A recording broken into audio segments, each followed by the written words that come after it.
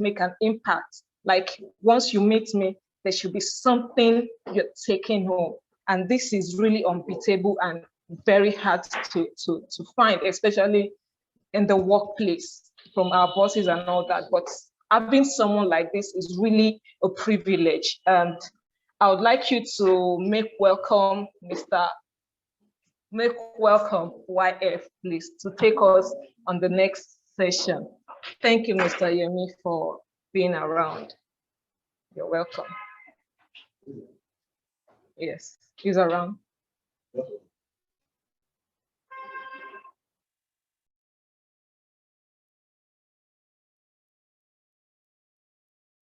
All right, that's it. It will start shortly, but before it starts, okay, let's give him a rousing welcome. He's the boss.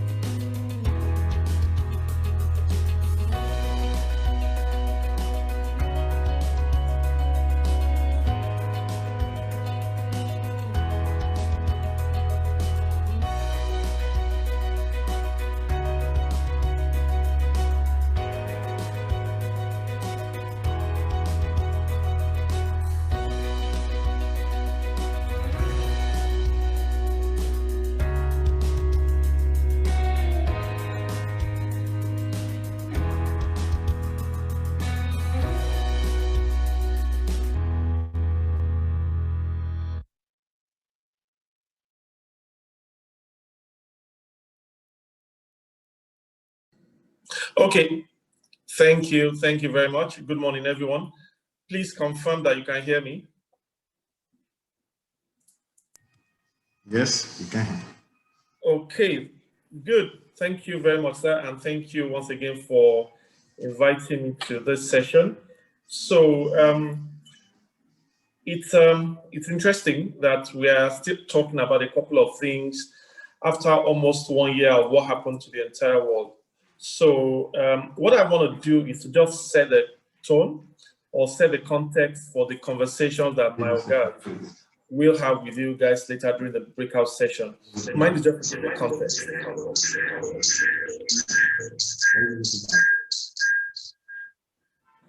Okay, all right. I guess we can continue now. So like I was saying, mine is to just give a kind of context. It's no longer news. It's no longer something novel that we are in a world that is now volatile.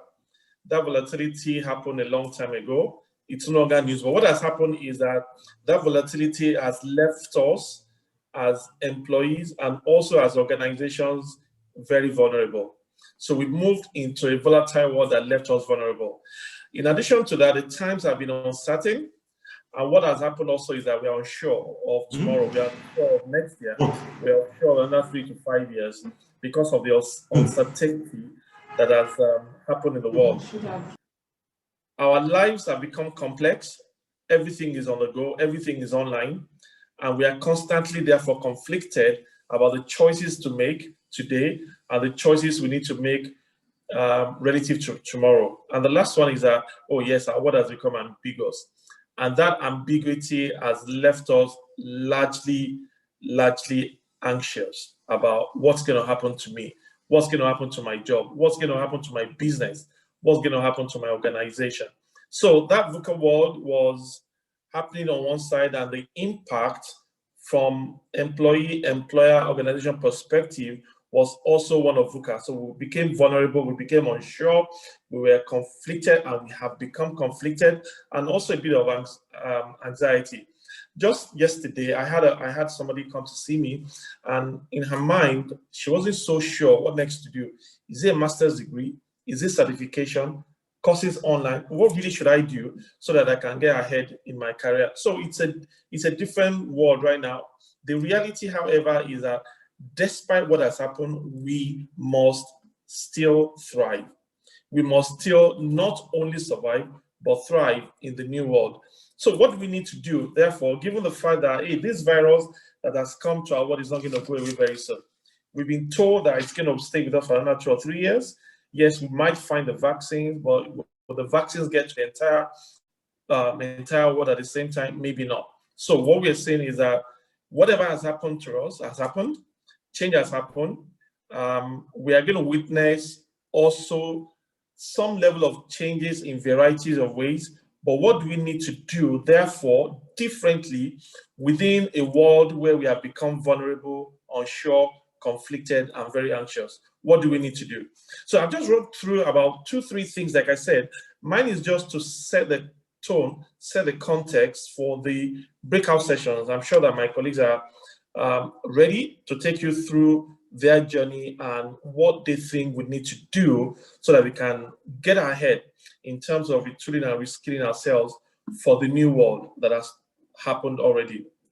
The first thing I need to let you know is that we're all in this together. The change that is happening right now is not happening to ABC and not happening to XYZ. We are all in this together. This change is happening to all of us at the same time. If you remember, sometime last year, the whole world was in complete lockdown, as in we were all in complete lockdown. So no one can say that, oh, why me? Why now? Because it's happening to everyone at the same time, not only to employees, but also to employers, because businesses are changing at a very, very rapid pace at the moment. Okay, so what do we need to do?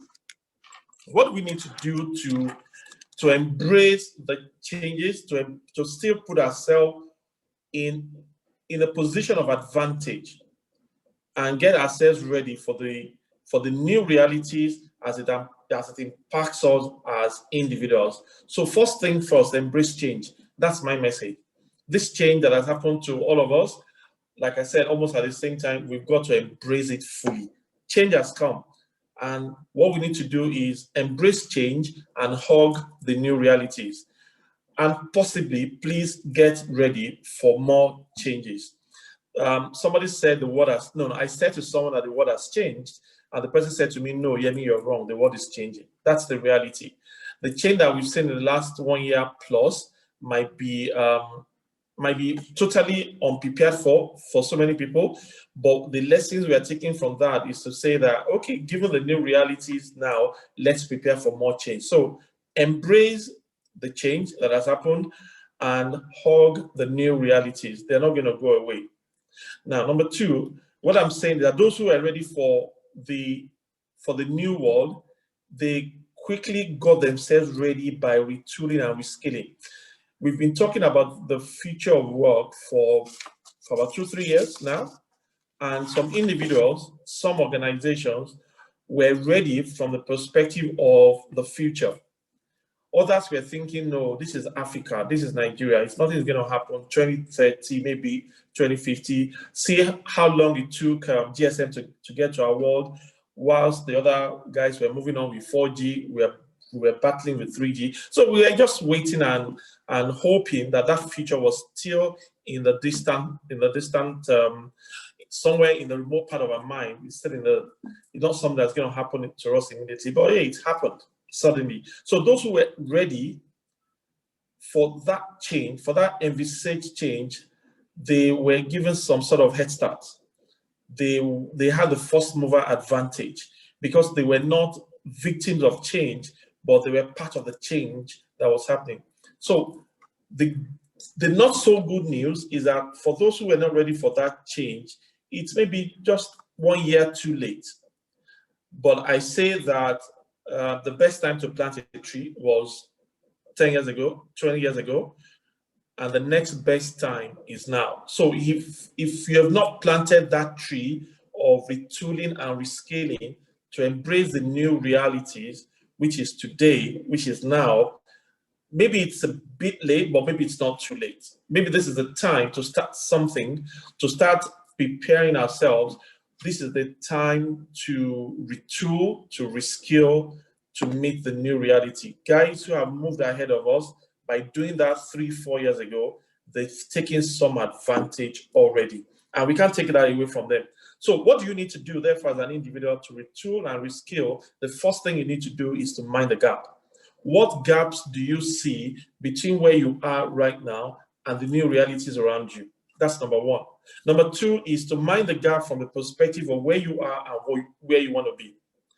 Nobody's going to do that for you as an individual. It is a journey into self. You need to start that journey of self-rediscovery. Nobody's going to help you mind the gap. This is the time to have a personal conference with self and say, at the gaps from a new reality perspective. What else do I need to do? So start the journey, and that journey is going to be unique to you as an individual. I say that because, hey, I am in the field of maybe human resources. Some of you listening to me might be in IT, some might be in business, some might be in finance, some might be in operations, whatever it is. The discovery of that reality or the gap that exists between where you want to be and where you want to go is unique to you. Nobody is going to help you. You've got to wake up yourself, and I've said this, I've advocated this several times. You've got to wake up yourself at about 2, 3 a.m. in the morning and say, oh boy, let's talk.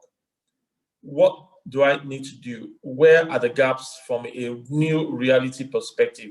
Is it IT? Is it what I need to know in my new field? Is it new knowledge, new certification? Maybe, whatever it is, your journey is unique to you. You've got to wake yourself up to the new realities and mind the gaps around you. So that's number two. Now, the third thing is it's not enough for you to say, oh, I'm going to do a kind of analysis of the gap today. And once I do it, it's a once and for all exercise. No. I want to propose to you what I call a skills continuity management. Just like businesses do loads of work, spend loads of money, time, energy, resources, technology around business continuity management, for you to remain employable as well in the new reality, skills continuity management is a must. What got you here will not take you further. You need to constantly do a skills audit of self. Remember that the skills that you need to succeed are not mere technical skills, not just technical skills. And we tend to concentrate a lot of effort and energy and resources as well on the technical side of things from a skills gap perspective or from learning and development perspective. What is changing about my job? What are the new skills, technical competencies? So we spend time and resources to plug the gaps. But let me say that those skills that you need to plug do not necessarily have to be technical skills. To your IQ, add EQ. So IQ, from my perspective, your technical ability to do the job. But at some point, I should continue on the career triangle. We're going to require from you more than just what you know. In addition to the application of knowledge, which is bringing your technical ability to bear on the job, we also want to know how you're working with people, other people, to achieve results.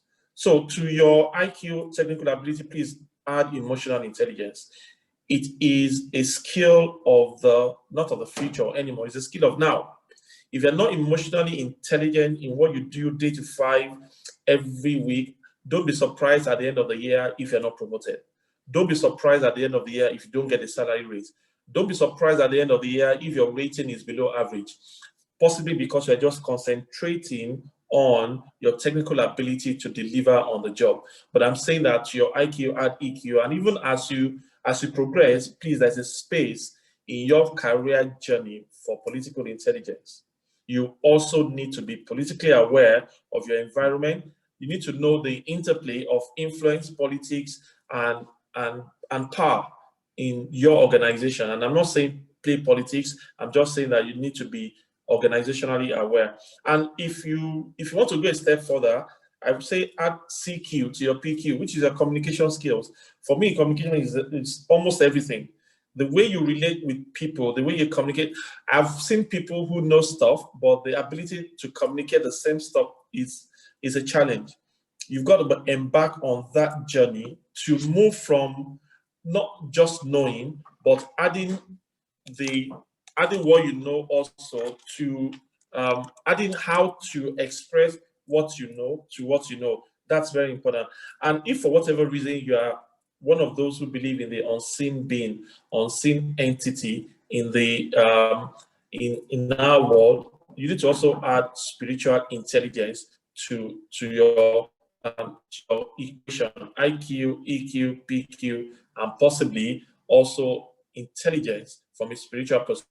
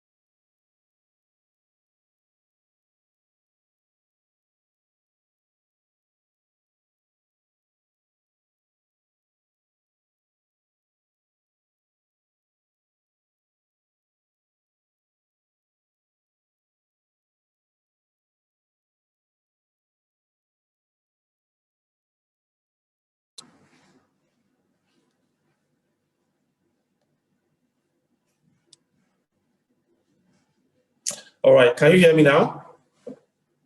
Please confirm if you can hear me. Yes, okay. I mean, for whatever reason, I don't know, I was muted, so I couldn't continue. So yes, I stopped at the point where I said that if you are someone like me, what you then need to do is, if you believe there is another being in the spiritual realm handling the affairs of man, then maybe you need to add spiritual intelligence to that equation. So what I'm saying is that you need to constantly do a skills continuity management. What got you here will not take you further. So what do you need to do from both technical perspective and also emotional intelligence, political intelligence, etc. Okay. Now let me speak specifically to job hunters. In the new realities, in the new world that we are right now, please take a look at your CV again before you send it out. Before that CV leaves your inbox, just look at it again within the context of current realities. If you were the employer and you take a copy of this CV, will you at first glance see value without even speaking with the candidate? So do a kind of assessment of self, but you need to take self away from self and ask a question: can we quickly see value from this CV that we are sending out? If you were the potential employer and you are struggling to see what would this person, like we always say, bring to the table, then maybe it's a time for you to look at it again. It might be that the skills that the world requires you do not have, or it might be that you are not projecting those skills, even if you have them, in a way that immediately shows value. So if you were the employer, will you employ you? That's what I'm saying. If you can't employ you based on new realities vis-a-vis the CV that you are sending out, then let me say that you probably need to have another look and do an assessment from an employer perspective.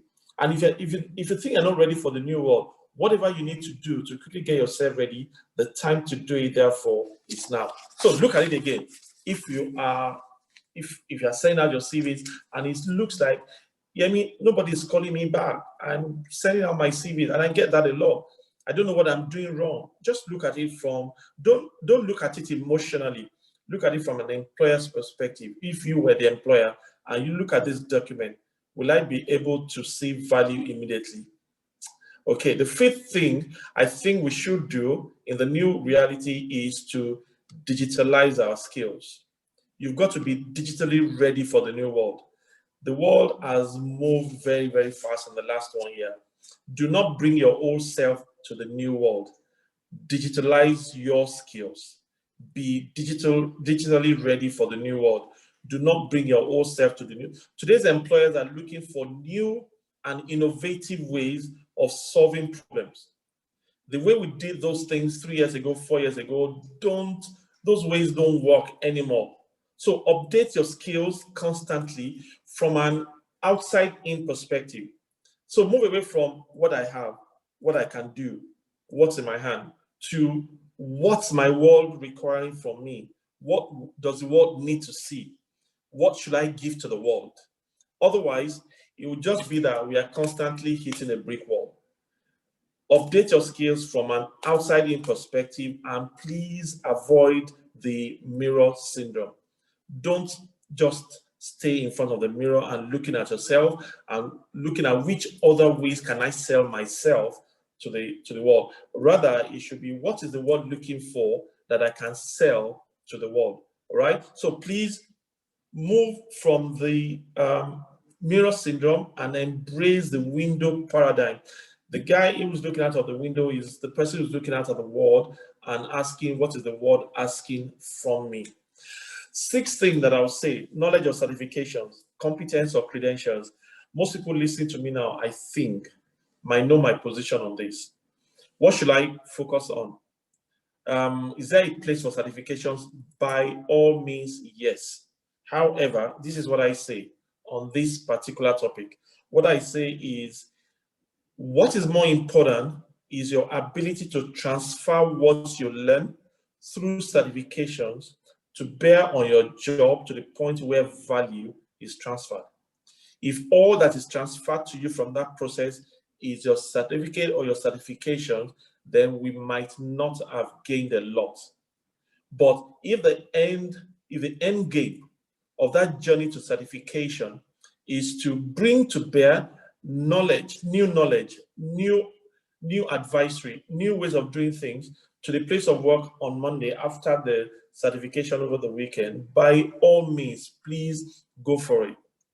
If there are other means you think that you can seek knowledge, personal development, just reading and gulping knowledge, and still bring value to the things that you do on a daily basis, that is the end game.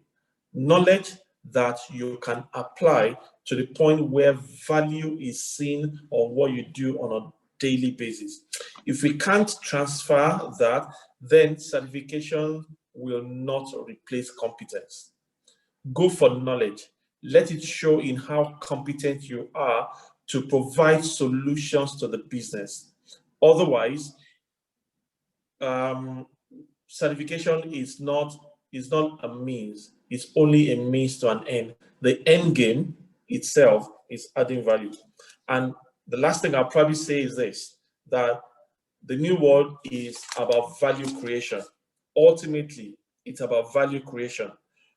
Whether you are in the space of bringing in revenue to the business or in the space of cost management, or you are the operationally efficient employee, you are neither dealing with cost nor revenue. Whatever you're doing on a daily basis, please be a game changer. Changing the game is what new employers are looking for, not the same old, right? And don't forget that we are a bit unlucky where we are in this part of the world. The numbers are not in our favor. For every job out there that's available, there are about how many thousands of people trying to get the same job. When you're in the organization, about 20 of you are doing the job, but only one person is going to be promoted to the supervisor or manager or director. The numbers are really not in our favor, but there's only one thing that you can retain in your favor, and that is by being a value creator. Be a game changer. If that is at the back of all that you do, then I promise you that it's a matter of time before you are separated from the pack. Let me leave you with two words, one from Charles Darwin and from another guy. And Charles says it's not the strongest of the species that survives, not the most intelligent, but the one most responsive to change. The world around us is changing very fast. We cannot afford to be in the same place and not change. And the second thing I'm saying to you lastly is this: those still waiting for the future to happen are already living in the past. And that's by a guy called Yemi Fasun. Thank you very much. I'll take 1 or 2 questions now before we go to the breakout session. Hi, over to you. Thank you so much, YF. That was awesome. Fantastic. Really, thank you. Gentlemen and ladies, I'm sure you've listened to YF and you pick 1 or 2 things. I think every word dropped this morning, I've captured it, and because it really made a lot of sense, and I can assure you that they'll be very relevant now and in the future. All right, so I will allow 1 or 2 questions actually, and before we take on we have 2 speakers after now. But before we take them, introduce them, and we have them. So can we have questions? If you have any question, you could raise your hand or drop it in the chat box, and then we'll take it on from there. Although we got feedback, if you don't mind, we got feedback that some people said we should run it the way we did yesterday when we had the 3 speakers, and then they could engage all of them together. But of course, I know you're also very busy with your schedule, but I just said that we'll see how we can work that out, but I don't know. Yeah, time might be a challenge for me on that. Time might be a challenge. Please just bear with me. That's all I can say. Bear with me. I know that I told them that we have a challenge with my question. All right, so there's a question here. How do I digitalize my skill? How do I digitalize my skill? I think that's a question for you. Okay, so I mean, quick one. As an example, just a quick example. If you're in sales, and before today, the only way you could reach out to your customers was by physical contact, right? And you're still thinking that you can operate in that space today, you are living in the past. You've got to quickly find out how technology, going digital is the space of technology, basically. Businesses have, I mean, we were talking of e-commerce so many years ago, which was to reduce the space between consumers and products, constantly looking for opportunities to reduce that space. And the only thing that can help us do that is technology. And more, we are moving away from physical contact in commercial transactions. If your skill is still in the space where nothing can be done until you see individuals, you talk to individuals, you have physical contact, then you're still living in the past. You need to move into the digital world where technology allows us to do things with ease, more efficiently, most times without any personal contact. That is the space of digital. Businesses are moving digitally. We as employees also must make sure that our skills are moving in line with such trend.